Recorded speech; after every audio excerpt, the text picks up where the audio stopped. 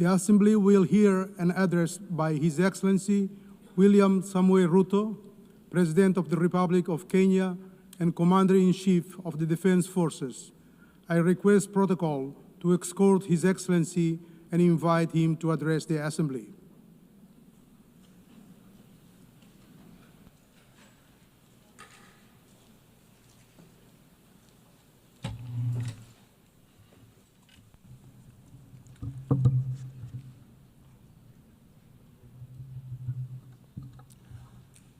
Madam President, the President of the 88th session of the UN General Assembly, Madam Annalena Baerbock, Secretary General of the United Nations, Antonio Guterres, Excellencies, Heads of State and Government, distinguished delegates, ladies and gentlemen.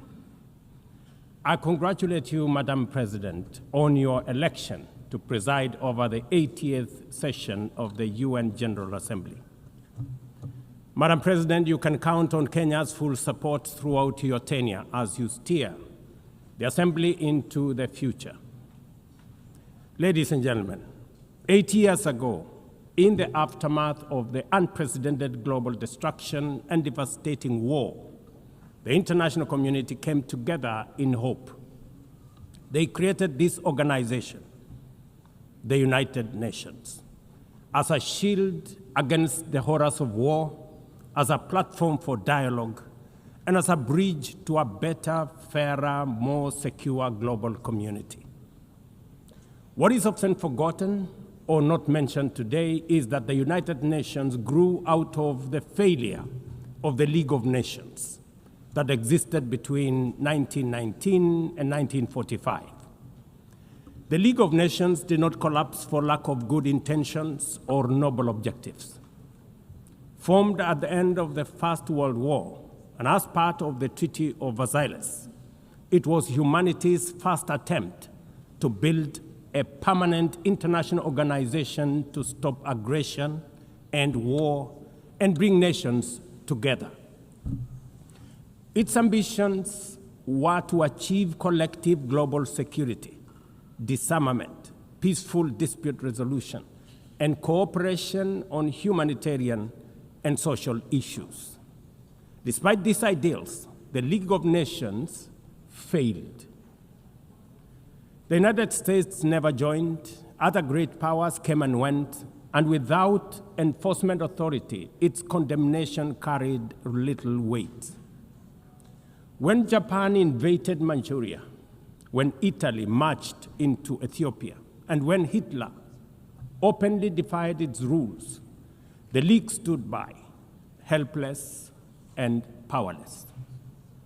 By the late 1930s, its credibility had collapsed, and with the outbreak of the World War II, it was rendered irrelevant.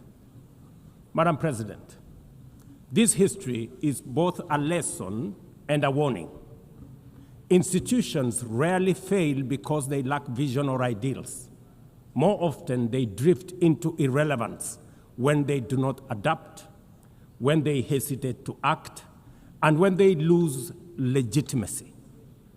To remain relevant, institutions must be reimagined, must be reformed, renewed, and aligned with emerging realities.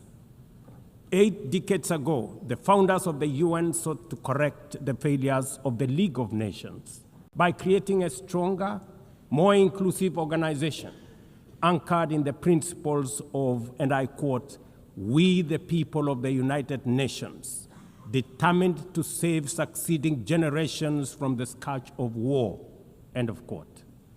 Today, we are gathered for the UN at 80. The question is unavoidable. Is the United Nations relevant to the demands of our time? Can it continue to serve humanity in the face of current realities? Or has it become a relic of a bygone era? Madam President, Excellencies, we meet against a grim global backdrop. Conflict rages in Eastern Europe, the Middle East, the Sahel, the Horn of Africa, and beyond.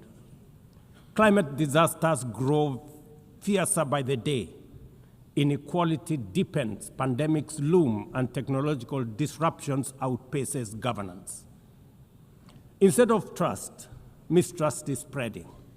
Instead of solidarity, fragmentation is taking root. In place of hope, anxiety fills our global community. We are living, to borrow from the words of the founders of this institution, not in larger freedom, but in growing uncertainty. At this moment of turbulence, when we most need a strong United Nations, the organization faces its deepest crisis in credibility and capacity. Funding cuts have paralyzed its operations. Bureaucracy has slowed its response. The Security Council remains frozen in the post-war structures of 1945, unable to act inclusively, with fairness, and with speed. Ladies and gentlemen, I can, however, state with absolute conviction that the United Nations has been one of humanity's greatest achievements. For 8 decades, it has held back the specter of global war, calmed conflicts from Cambodia to Liberia, and stood guard in some of the world's most dangerous places through the courage of its peacemakers and peacekeepers. Few institutions in humanity's history can claim such a legacy. The United Nations has stood at the front lines of humanitarian crisis, from famine relief in the Horn of Africa to emergency shelter for millions of Syrian and Ukrainian refugees. It was at the forefront in the eradication of smallpox, coordinated global responses to HIV and AIDS, Ebola, and COVID-19, and continues to champion universal vaccination. Its agencies have advanced women's rights, protected children, safeguarded refugees, and set global norms on everything from disarmament to climate action. The UN Sustainable Development Goals remain a shared blueprint for human progress. These are achievements no nation could have achieved alone, however rich, however great, or however powerful. And yet, every institution, no matter how noble its origins or impactful its legacy, must adapt to changing times or slide into irrelevance. Today, the United Nations stands at a crossroads of renewal on one hand or decay on another.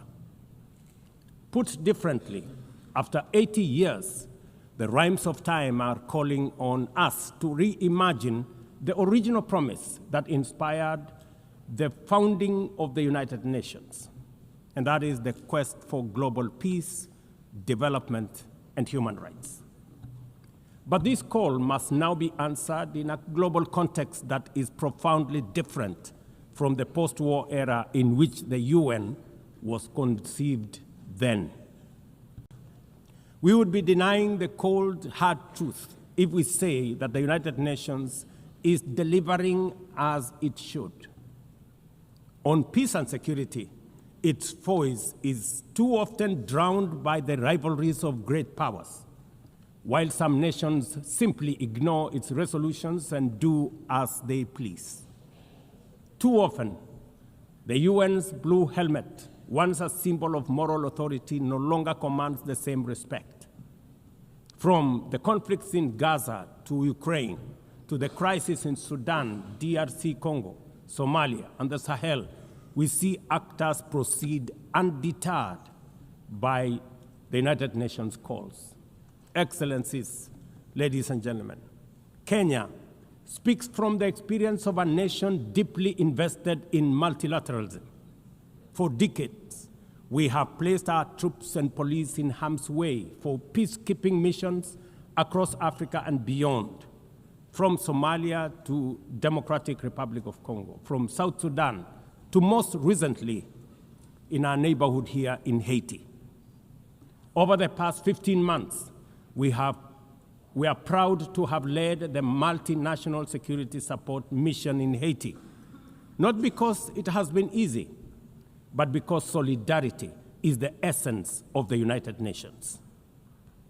Madam President, the mandate of the MSS mission is coming to an end in a few days.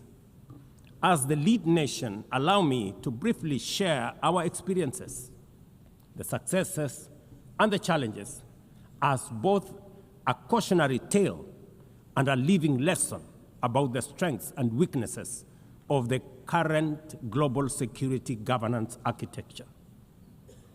For far too long, the people of Haiti called out to the world. Too often, their pleas were met with silence, hesitation, or half measures. Haiti became a tragic reminder of what happens when the international community looks away, prevaricates, or offers half-hearted support. When Kenya responded to the quest for the Haitian authorities, it was in the belief that we were joining a genuinely multinational effort. We welcomed and fully embraced Resolution 2699, by which the United Nations Security Council authorized the MSS with Kenya as the lead nation. Drawing on our decades of peace support operations, we stepped forward, stepped up, and deployed our officers to confront the rampant menace of gang violence in Port-au-Prince and its environs.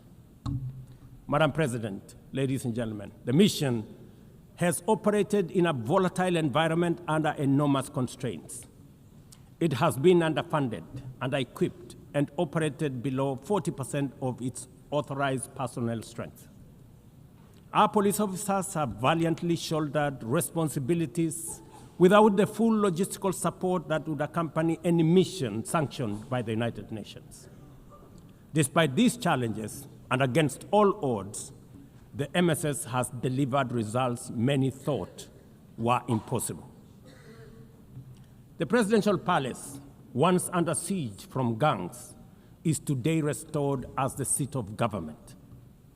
The police headquarters and the police training center, once overrun by gangs, are now secure, with the academy resuming the training of new police officers, over 700 of whom graduated a few months ago.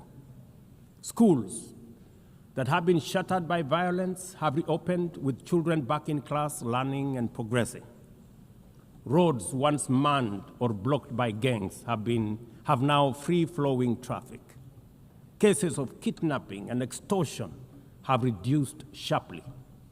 The airport and the seaport, once surrounded by gangs, are now abuzz with normal operations.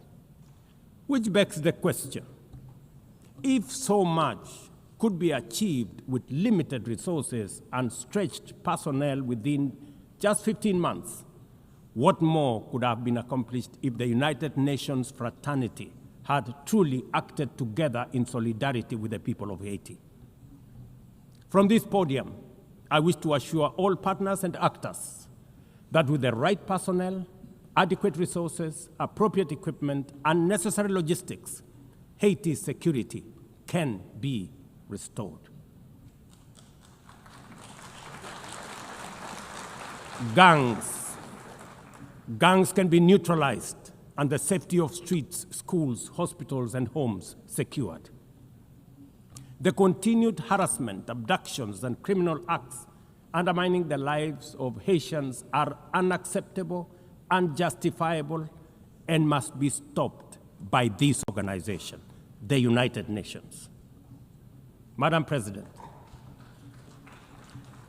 as the UN Security Council deliberates on the next steps, we must not lose sight of the fact that the situation in Haiti demands sustained, coordinated, and undivided international attention. A careful and orderly transition from MSS is essential to consolidate the hard-won gains so far achieved.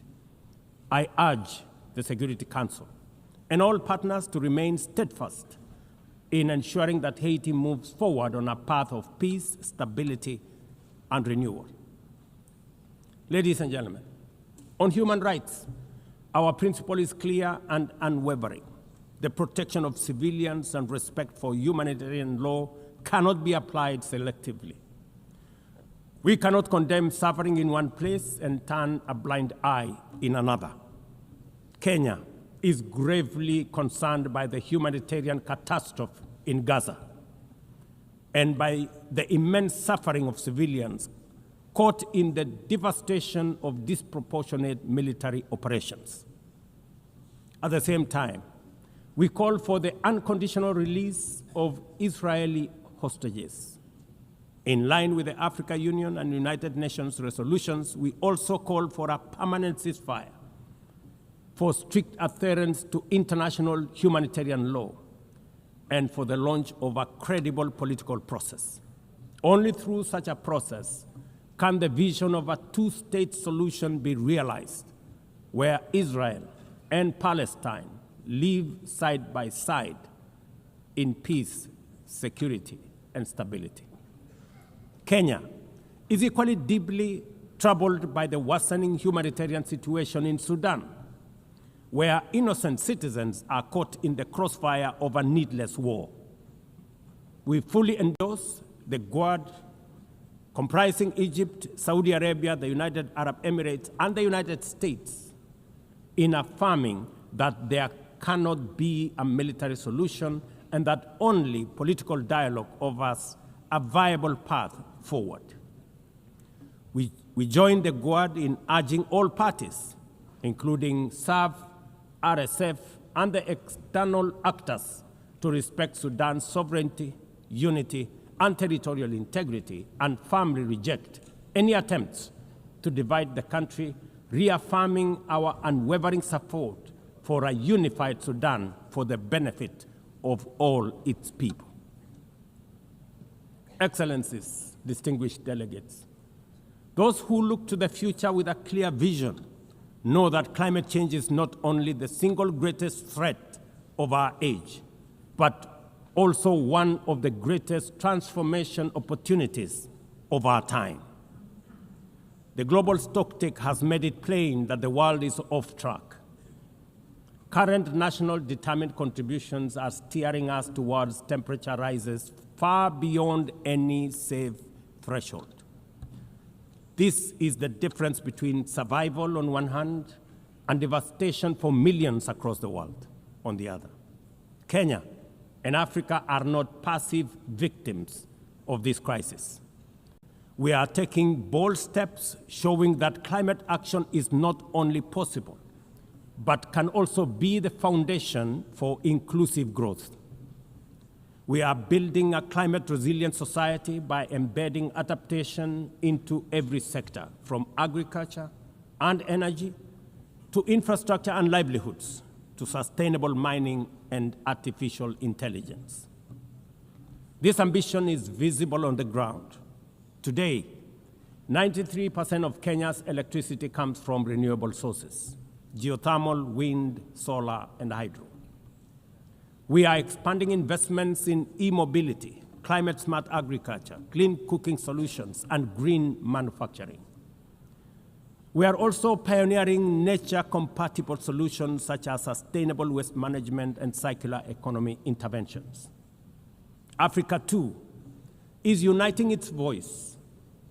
In 2023, in Nairobi, we hosted the inaugural Africa Climate Summit, where the continent adopted the Nairobi Declaration on Climate Action and Call to Action. Just 2 weeks ago, in Addis Ababa, Africa came together once more at the second Africa Climate Summit to reaffirm our commitment and strengthen our ambition for climate-positive growth. We declared Africa not just as a victim of the crisis, but as a source of solutions, with climate action driving economic growth, transformation, and job creation for our communities. Ambition, ladies and gentlemen, cannot stand on willpower alone.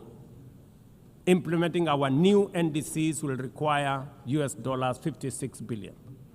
That is why we call on the global community to unlock the $300 billion agreed at Baku, and to accelerate negotiations towards the new $1.3 trillion goal under the Baku-Belém roadmap. Without affordable finance and without reform of the international financial architecture, the promise of climate action in Africa will remain constrained. Madam President, in the aftermath of World War II, the Bretton Woods institutions were created to stabilize the global economy and rebuild war-torn Europe. At that time, their design reflected the power and interest of the victorious nations, who were also their primary shareholders and beneficiaries. The IMF was tasked with upholding the gold standard exchange rate system, while the World Bank was established to finance Europe's reconstruction. Both have since evolved into development finance institutions, but their structures, decision-making, and governance remains dominated by wealthy nations. Today, the global context is vastly different.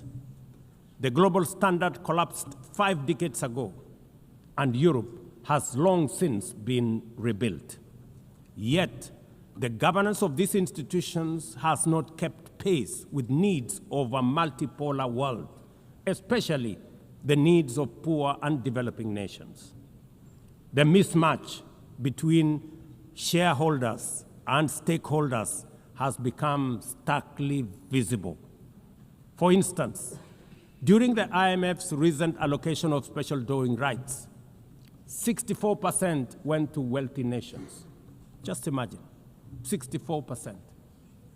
With little need for liquidity support. They didn't need the money anyway, but they got 64%.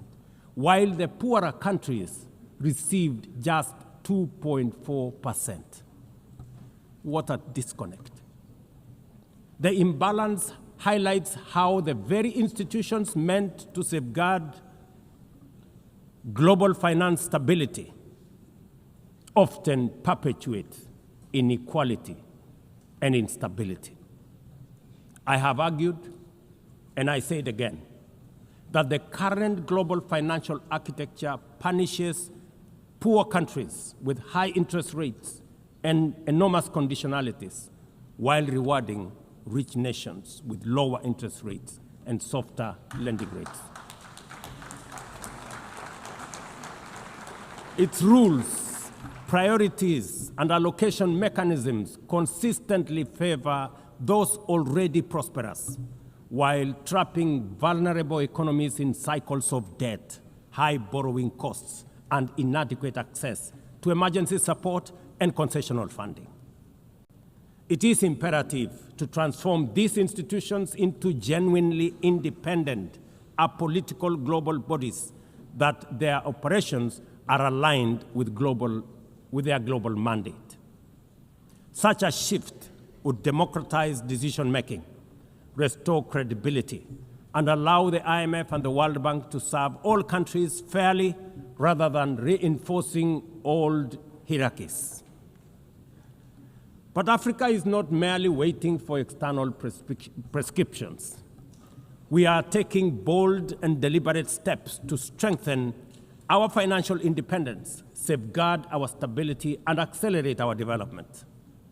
Kenya, for instance, fully endorses the establishment of the Alliance of African Multilateral Financial Institutions, launched with the Africa Union in February 2024.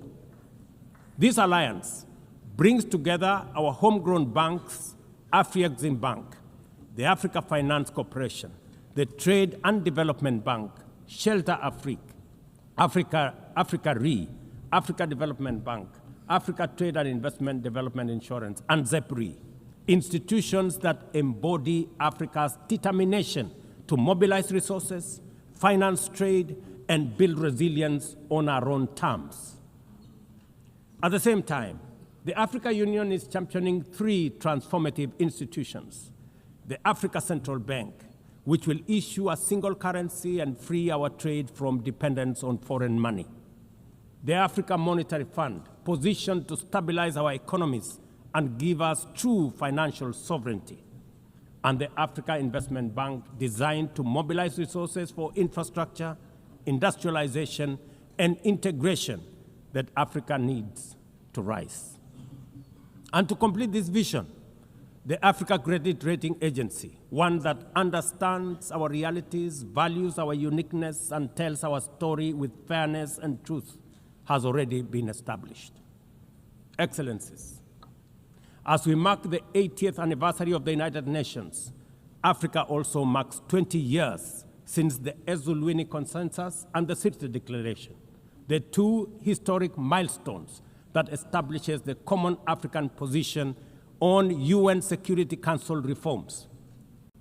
For 2 decades, Africa has spoken in one voice, demanding justice, equity, and representation in the highest organ of global governance.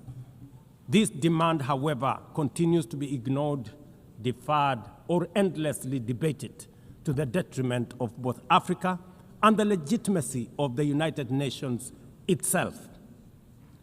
You cannot claim to be the United Nations while disregarding the voice of 54 nations. It is not possible. Africa is no longer willing to wait on the margins of global governance while decisions about peace, security, and development are made without our understanding, without our perspectives, and without our voice. Africa's exclusion is not only unacceptable, unfair, and grossly unjust, it also undermines the very credibility of the United Nations, this organization. Africa dominates most of the Security Council agenda, provides some of the largest contingents of UN peacekeeping forces, and bears the heaviest costs of instability. Yet we remain the only continent without a permanent seat at the main table where decisions about our destiny are made. Africa deserves, ladies and gentlemen, at the very least, 2 permanent seats with full rights, including the right to veto, and 2 additional non-permanent seats on the United Nations Security Council. The world must understand that reforming the Security Council is not a favor to Africa or to anybody. It is a necessity for the United Nations' own survival.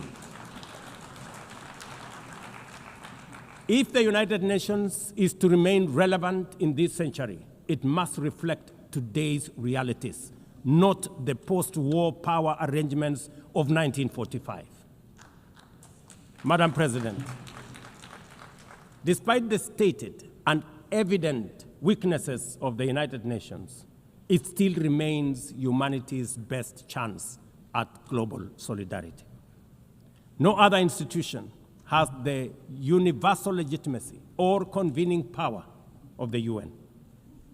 From coordinating humanitarian relief in times of war and disaster, to mobilizing the global response to COVID-19, to driving consensus on climate change, through the Paris Agreement, the UN has consistently shown that the world can achieve together what no nation can accomplish on its own, however mighty or great or powerful.